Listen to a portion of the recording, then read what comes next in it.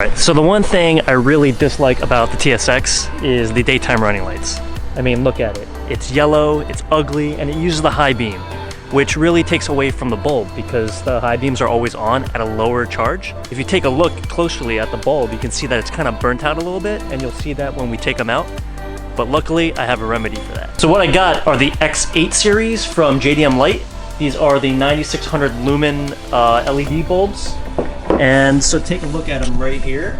These are similar to the aux beam, the Awadro, the what else have I done reviews for in the past, where it's the LED and there's like a little fan in the back that kind of blows out the heat to dissipate it.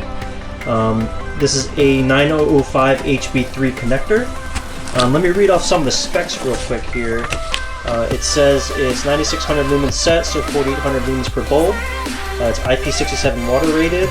It's got the XTC flip chips in there, so those are these three little bulbs at the top. It's got a built-in fan for cooling. Lifespan is over 50,000 hours, and the operating temperature is from negative 40 degrees Celsius to 90 degrees Celsius.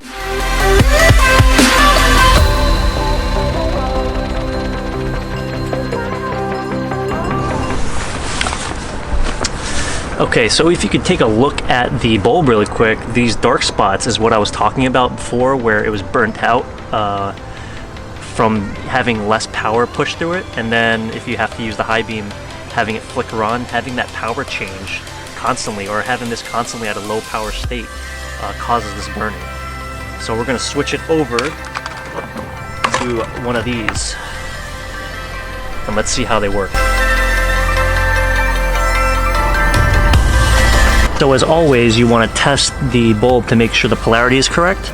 Otherwise, you're going to reinstall them, and then you're going to notice that the polarity is off and the bulbs aren't turning on. Then you have to uninstall them and then reinstall them again. So it's a good practice to check these out before you put them back in. And now that these are installed, this one is going to be the LED, this is going to be the OEM halogen, and let's check out the difference.